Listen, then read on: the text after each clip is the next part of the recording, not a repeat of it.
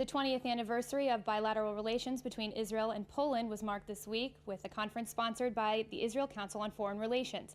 IBA's Ellie Walgelanter spoke with the council president, Avi Primor, and asked him how Poland has benefited from 20 years of official ties with Israel.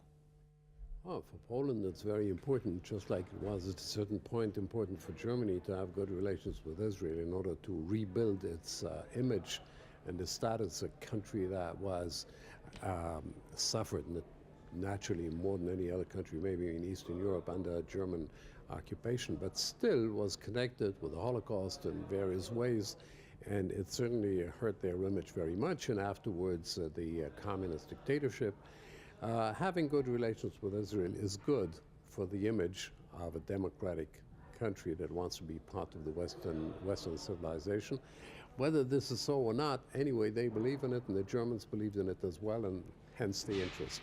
And what would you say Israel's gained in the relationship with Poland over the last 20 years?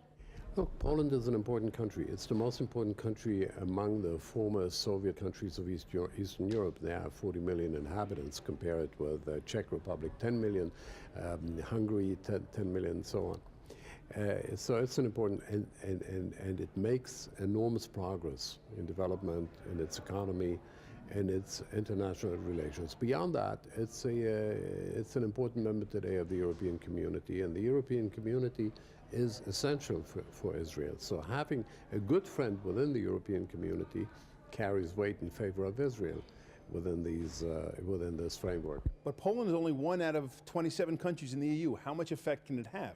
Well, we want to have good relations with each and every one of them, but let's say some carry more weight and others less. I'm not comparing Poland to France or to Germany, but I certainly compare Poland to most of the other countries in Eastern Europe, and even with some countries in Western Europe, Portugal and Holland, Belgium, and others. Poland takes over the presidency of the EU the second half of 2011. What can we expect from Poland in that position? Not very much, because you must understand that the presidency, the rotating presidency of the European Union, doesn't have much sense anymore.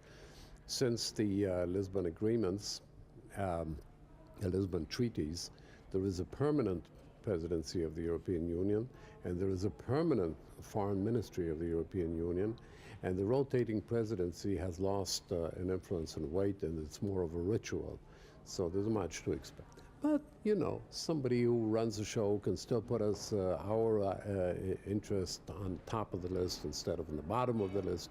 But they will not really have the presidency as it used to be in the past. There is a permanent presidency now.